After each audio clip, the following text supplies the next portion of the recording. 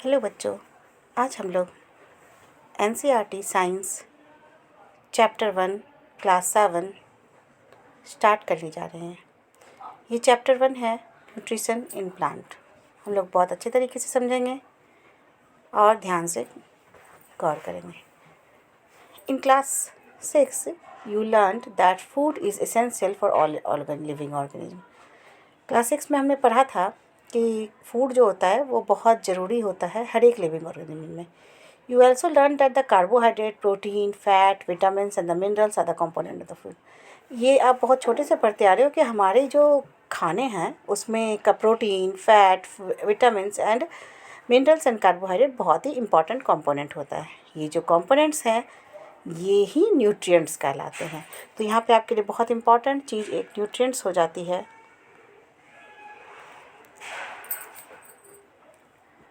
जो भी कंपोनेंट हमारे खाने में प्रेजेंट होंगे ये सारे ही न्यूट्रिएंट्स होते हैं और ये सारी हमारी बॉडी के लिए बहुत ही ज़रूरी होते हैं। All living organism require food. हर एक लिविंग ऑर्गेनिज्म को खाना खाने की ज़रूरत होती है। Plants can synthesize food for themselves but animal including human can not. आप जानते हो कि प्लांट अपना खाना खुद बना सकता है पर एनिमल अपना खाना खुद नहीं बना सकता है। They get it from the plants और the animal that eat plants. तुम जानते हो कि अच्छी तरह कि प्लांट तो अपना खाना बना सकता है और लेकिन एनिमल जो है अपना खाना प्लांट से ही प्राप्त करता है। इस तरीके से ह्यूमन और एनिमल जो है डायरेक्टली और इनडायरेक्टली कहीं ना कहीं से प्लांट पर ही डिपेंडेंट होते हैं। Mode of nutrition in plant. Plants are the only organism that can prepare food for themselves by using the water, carbon dioxide, minerals. आपको पता है बच्चों कि प्लांट्स ही एक ऐसा ऑर्गेनिज्म है जो अपना खाना खुद बना सकता है। क्या क्या चीज़ यूज करके? वाटर को, जो वो कहाँ से लेगा? सॉइल से लेगा। कार्बन डाइऑक्साइड जो वो एटमॉस्फेयर से लेगा। मिनरल्स जो उसे सॉइल से मिलेगा। And the raw materials are present in their the surrounding. ये सारी चीज़ें जो उसे खाना बनाने के लिए ज़रूरत होती हैं वो सारी चीज़ें उसे उसी सराउंडिंग में ही से ही प्राप्त हो जाती हैं। The nutrients enable living organism to build their bodies, to grow, to prepare damages parts of their bodies and they provide the energy to carry out the life process. ये सारे न्यूट्रिएंट्स जो उसे खाने से मिले, इस कारण से कोई भी बॉडीज़ जो है ग्रो कर पाती है, अपने रिपेयर्ड पार्ट को डैमेज कर पाती है, डैमेज्ड पार्ट को रिपेयर कर पाती है। साथ ही साथ में उसे एनर्जी मिलती है ताकि वो लाइफ के फर्दर प्रोसेस को कंप्लीट कर सके। Nutrition is the mode of taking food by an organism and its utilization body. तो इसका मतलब न्यूट्रिशन हुआ क्या? ऑर्गेनिज्म के द्वारा खाना खाना और साथ ही साथ में उसका बॉडी के द्वारा यूटिलाइज करना। The mode of nutrition in which organism make the food themselves for simple substances called the autotrophic. एक ऐसा तरीका, एक ऐसा मोड ऑफ न्यूट्रिशन जिसमें ऑर्गेनिज्म अपना खाना खुद के लिए ही बना देता है, खुद से बना देता है सिंपल सब्सटेंसेस का यूज करके। यानी कि जो आसपास उन्हें जो भी चीज़ें मिली उनका इस्तेमाल करके, सिंपल सब्सटेंसेस का यूज करके वो अपना खाना खुद ही बना दे। इस मोड ऑफ न्यूट्रिशन को हम लोग ऑटोट्रॉपिक न्यूट्रिशन कहेंगे। ऑटो का मतलब होता है सेल्फ, मतलब खुद ही बनाना है। ट्रॉपिस मतलब नरिशमेंट, खुद को नरिशमेंट करने वाला, खुद ही नरिशमेंट कर रहा है। देयरफॉर प्लांट्स क्या कहलाते हैं? ऑटोट्रॉप्स कहलाते हैं। Animal and the most other organism take in the food prepared by the plant. लेकिन जो एनिमल होते हैं या फिर ज़्यादातर जो अदर ऑर्गेनिज्म होते हैं वो प्लांट से ही खाना लेते हैं। यानी कि उन्होंने अपना खाना खुद नहीं बनाया, सेल्फ प्रिपेयर्ड नहीं किया, इसलिए वो हेट्रोट्रॉप्स कहलाते हैं। हेट्रो मतलब अदर, दूसरी तरीके से दूसरे से लेना। Now we may ask where the food factories of the plants are located. अब हम लोग देखिए आखिर फूड फैक्ट्री है कहाँ प्लांट में। Whether food is made in all part of the plant or only a certain parts। क्या plant के कुछ ही सारे पार्ट में खाना बनता है या कुछ खास पार्ट है उसमें जिसमें वो खाना बना सकते हैं। How do plants obtain the raw material from the surrounding. कैसे प्लांट अपने खाना बनाने के लिए वो रॉ मटेरियल अपने सराउंडिंग से ही ले लेते हैं। इन सब चीज़ों के बारे में ही ये हमारा चैप्टर है। How do they transport them to the food factories of the plant. और साथ ही साथ में वो food factories of the plants जो होते हैं वो जो उन्होंने खाना बनाया है वो प्लांट के बाकी बॉडीज़ तक कैसे पहुंचाते हैं। हमारा नेक्स्ट पोर्शन शुरू हो रहा है 1.2 photosynthesis food making process in plant. Leaves are the food factories of the plant. आपने पहले भी पढ़ रखा है, लीव्स को फूड फैक्ट्री ऑफ प्लांट कहते हैं। Therefore all raw materials must reach the leaf. इसलिए जितने भी रॉ मटेरियल है जो खाना बनाने के लिए चाहिए वो लीफ तक तो पहुंचने होंगे, क्योंकि लीफ में ही खाना बनना है। Water and animals present in the soil are absorb by the root and transported to the leaves. पानी और मिनरल्स, वाटर एंड मिनरल्स कहाँ होते हैं? सॉइल में होते हैं। उस सॉइल से उसे कहाँ तक पहुँचना होता है? लीफ तक पहुँचना होता है, and other part of the plant तक पहुँचना होता है, जहाँ पर वो अपना खाना खुद बनाएंगे। Carbon dioxide from the air is taken in through the tiny pores present on the surface of the leaves. साथ ही साथ में जो कार्बन डाइऑक्साइड है वो पत्तियों की छोटे छोटे पोर्स से वो लीफ तक अंदर लीफ से के अंदर जाएंगे, यानी प्लांट के अंदर जाएंगे। These pores are surrounded by the guard cells. और ये जो पोर्स होते हैं छोटे छोटे, ये चारों तरफ से घिरे हुए होते हैं गार्ड सेल से। ठीक है, सच पोर्स आर कॉल्ड स्टोमाटा। वैसे पोर्स को हम लोग क्या कहते हैं? स्टोमाटा का नाम देते हैं। Water and the minerals are transported to the leaves by the vessels through the runs like the pipe throughout the root and the stems and the branches and the leaves। देखें, जो पानी और minerals होते हैं वो root से निकलते हुए, रूट से जब जाते हैं और उसे पूरे लीफ और पूरे पार्ट ऑफ द प्लांट में जाना होता है, उसके लिए एक पाइप लाइक स्ट्रक्चर प्लांट में होती है जिसे हम लोग जाइलम के नाम से जानते हैं, या फिर हम कह सकते हैं वेजल्स लाइक स्ट्रक्चर होती है जिसके थ्रू उसे पूरे प्लांट में पहुंचना होता है। किसे?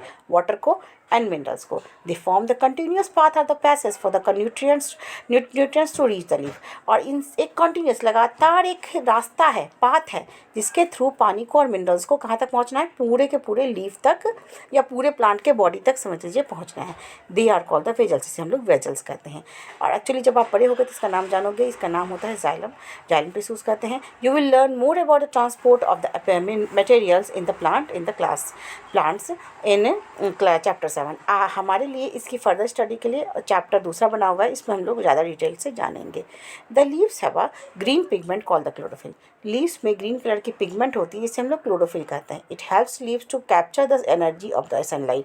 और ये जो क्लोरोफिल पिगमेंट है, ये लीव्स, ये इसका काम क्या होता है? सनलाइट को ट्रैप करना। And this energy is use to synthesize the food from the carbon dioxide in the water.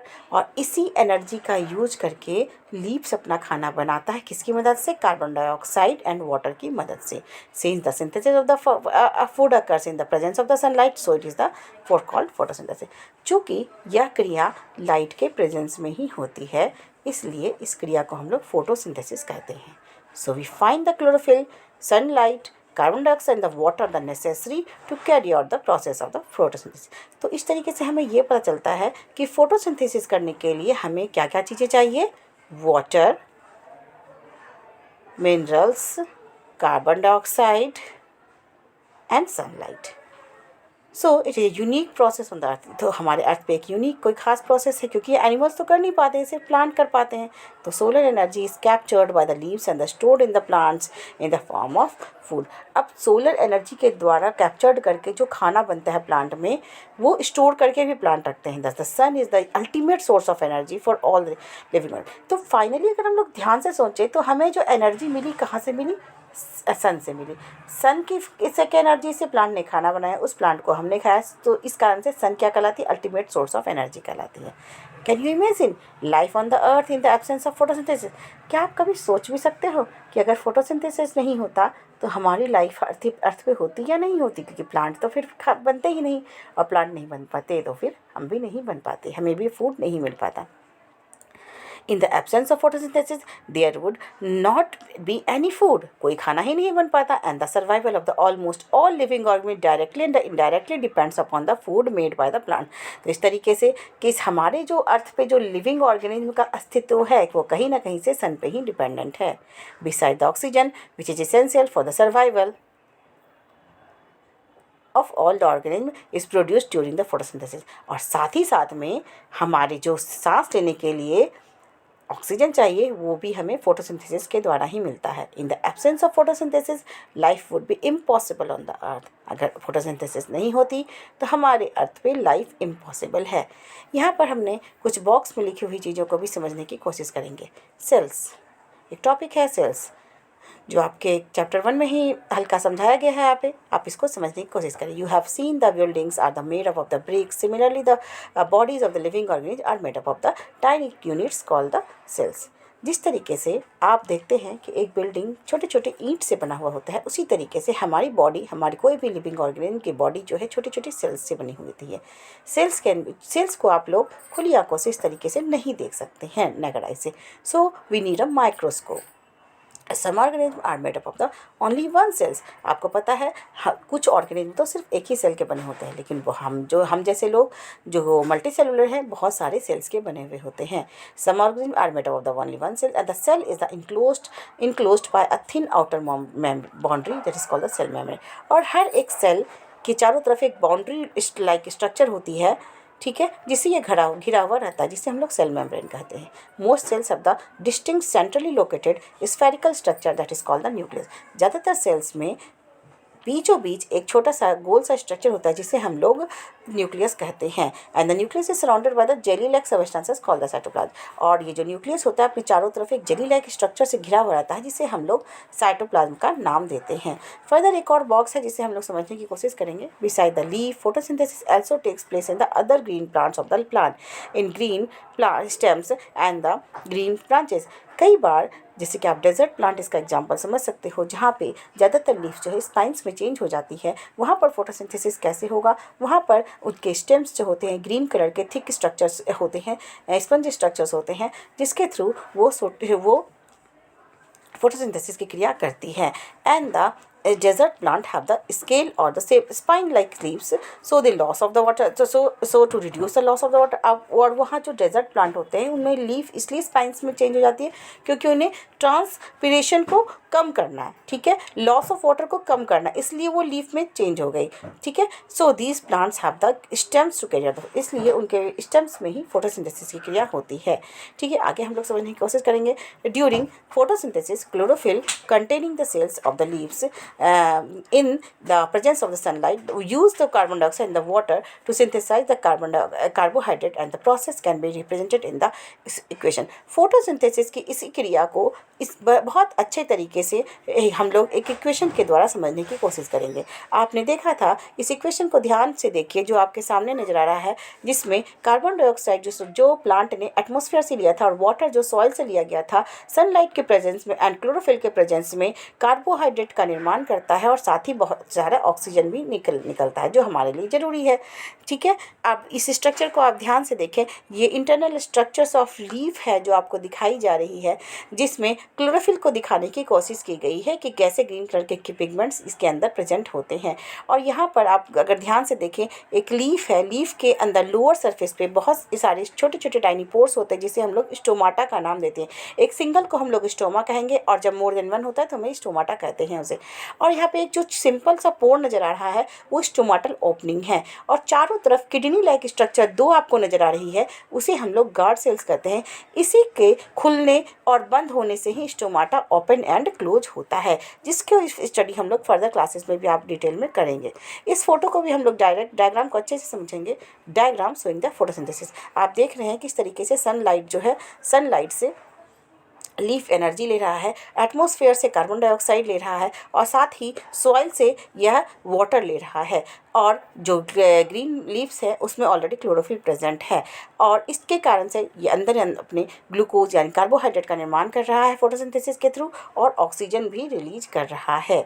During the process of oxygen is release, इस प्रोसेस के दौरान ऑक्सीजन निकलती है एंड वो ऑक्सीजन हम लोग यूज़ करते हैं। In the presence of the starch in the leaves indicate the occurrence of the photosynthesis.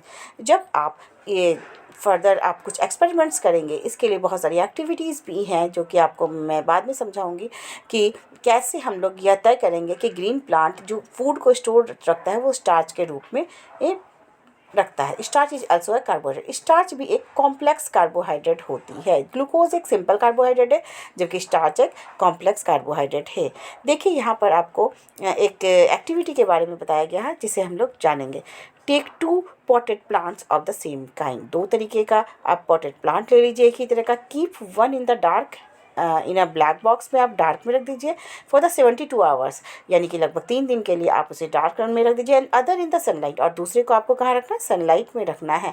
Perform the, उसके बाद उस पर आयोडीन टेस्ट कीजिए उसके लीव्स में ऑन बोथ द प्लांट। एक तो आपने डार्क में रखा था और एक आपने सनलाइट में रखा था। Now leave the pot which was earlier kept in the dark, जब जो आपने पहले डार्क में रखा था उसको 3 से 4 डेज तक आप क्या करोगे, सनलाइट में फिर से रखोगे आयोडीन टेस्ट के लिए। रिकॉर्ड योर ऑब्जर्वेशन रिकॉर्ड करोगे। And the leaves other than the green also have the chlorophyll. आपको ये पता है क्या कि कुछ लीव्स जो कि ग्रीन कलर के नहीं होते, आपने आसपास अपने चारों तरफ देखा होगा ग्रीन कलर के लीव्स नहीं होते हैं, क्या उसमें क्लोरोफिल नहीं होता है? जबकि कुछ लीव्स आप बाहर देखते हो रेड कलर के, ब्राउन कलर के और अदर कलर के भी नजर आते हैं, क्या उसमें अलग कलर के पिगमेंट्स होते हैं? क्या photosynthesis takes place in this place leaves also? क्या फोटोसिंथेसिस भी इसमें होता है? जी हाँ, इन अलग पिगमेंट्स के अलावा उसमें ग्रीन पिगमेंट क्लोरोफिल तो होता ही होता है और फोटोसिंथेसिस भी इसमें होती है। You often see the slimy green patches in the Pond's and the stagnant water bodies. आप साथ ही साथ में अगर कभी रिवर या पॉन्ड में जाने का मौका आपको मिला होगा तो ग्रीन कलर के ऊपर तैरते हुए प्लांट्स नजर आएंगे, बिल्कुल पैचेस की तरह। ये क्या है? These are generally formed by the growth of organelle called the algae। ये एक तरह का प्लांट है जिसे हम लोग algae कहते हैं। Can you guess why algae are green in color? आप सोच सकते हैं कि algae ग्रीन कलर का क्यों होता है? बस वही जवाब है, क्लोरोफिल के कारण। And they contain the chlorophyll which gives them the green colour. उनके पास भी क्लोरोफिल है जो उन्हें ग्रीन कलर प्रोवाइड करता है। Algae can also prepare their own food by the photosynthesis. Algae भी अपना खाना फोटोसिंथेसिस के थ्रू ही बनाता है। तो बच्चों, वीडियो बहुत लंबी हो जाएगी, हम लोग इसकी फर्दर पार्ट को नेक्स्ट वीडियो में कंटिन्यू करते हैं। Okay, bye.